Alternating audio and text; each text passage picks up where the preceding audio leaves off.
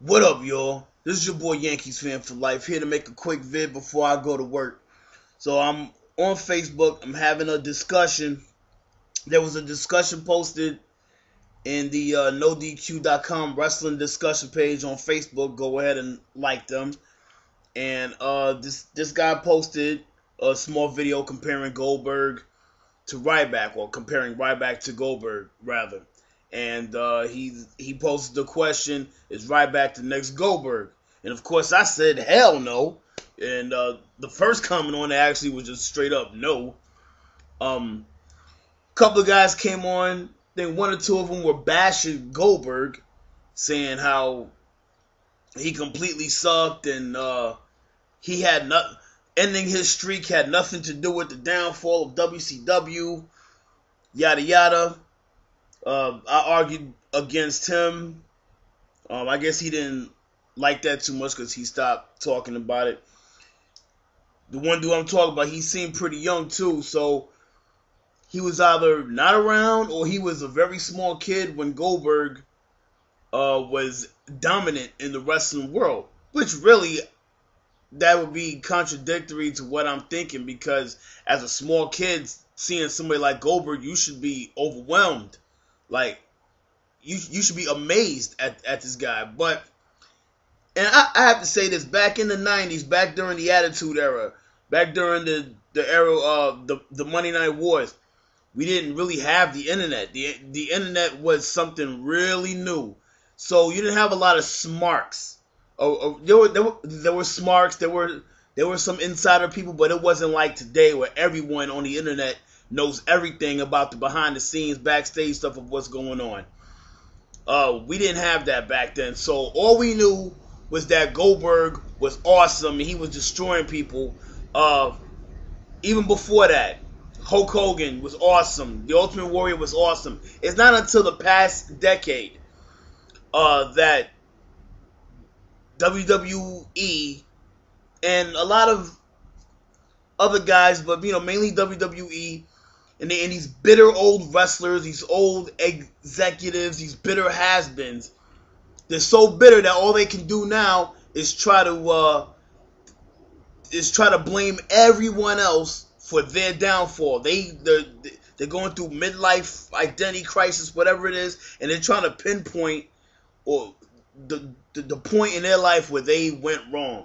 So they have to blame everyone else. So they'll put DVDs out and interviews out discrediting Hogan, discrediting his wrestling ability. Okay, Bret Hart's done it numerous times. Discrediting the Ultimate Warrior. Okay, that was done when they put his DVD out. And now the reputation of the Ultimate Warrior has taken a turn for the worse. Now he's looked upon as a wrestling joke.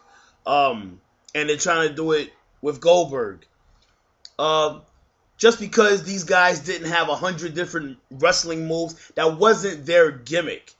All right, they weren't the man of 1,000 holes and stuff like that. What happens to those guys when the company, when WWE in the early 90s became the Bret the Hitman Hart and Shawn Michaels show? When those two guys ran the company, those were the lowest ratings ever for WWE. It wasn't mainstream at that point. All right, it was mainstream in the 80s, and then during that time, it went downhill. Okay, it didn't begin again. Going mainstream didn't come about until Stone Cold took over, and The Rock. Bigger guys, Triple H, Goldberg, the NWO with Hogan, Kevin Nash, Scott Hall. Wrestling didn't become mainstream again until these big guys took over. Okay, Goldberg's streak was a phenomenon. This guy when he went to 100-0, it was ridiculous. It was insane. We had never seen anything like that before. All right, and he was amazing in the ring. He was amazing to look at. His ring entrance was awesome. I mean, this had brought spectacle back into wrestling. This wasn't done before, all right? So people were marking out for this kind of thing. It's not until recent years that people want to talk about how many moves these guys didn't have and they want to compare them to these young, fast-paced, ROH style wrestlers that we have today. Wrestling was a different time. Things were different back then. Maybe a guy like Ryback could have gotten over back then. Okay? You can't get a guy... Ryback can get over now, but you can't get him up to Goldberg status. First of all, because... Well, the main reason is he's already had a gimmick. Alright? The Goldberg gimmick for this guy has already been tainted by his goofy NXT persona. So you will never get this guy over as the next Goldberg, alright? Goldberg wasn't known before he was Goldberg. He was just Goldberg. That was it. He wasn't some goofy NXT character before he became Bill Goldberg. He came through as Goldberg. He destroyed jobbers. Later on moved to destroying main event guys, okay? Then Kevin Nash booked himself over Goldberg because of his stupid-ass ego, and that ended the Goldberg phenomenon. It did. And that was the beginning of the decline of WCW. Now, this other guy points out that the beginning of the decline of WCW was the AOL Time Warner merger. Whatever.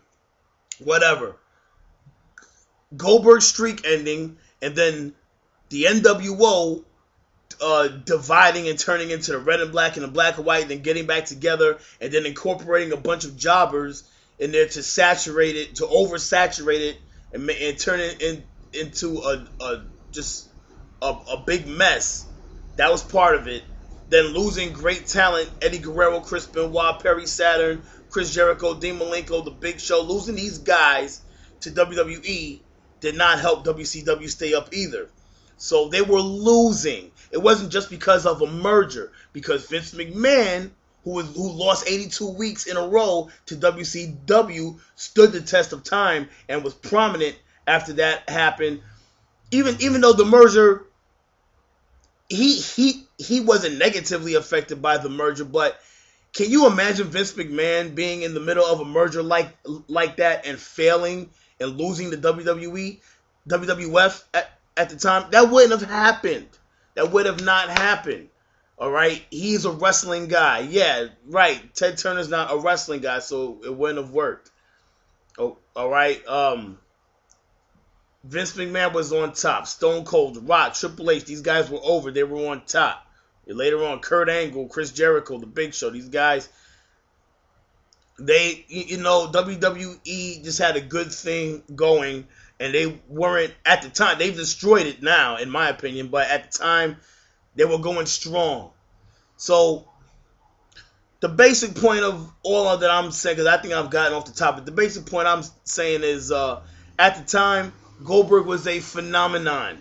The Ultimate Warrior, Hogan, wrestlers like that were squashers, that weren't big risk takers, they were phenomenons. They sold t-shirts, they sold merchandise. Ryback I'm not saying he will never be like that, but he won't be the next Bill Goldberg, not for the foreseeable future. It's just not going to happen. Ryback's not going to sell t-shirts and merchandise and give you big TV and pay-per-view ratings. It's just not going to happen. Will Ryback be the next Bill Goldberg? No. No, not in my opinion. Probably not ever. All right? So this is Yankees Fan for Life. If you don't know what you're talking about, stay out the conversation. Peace.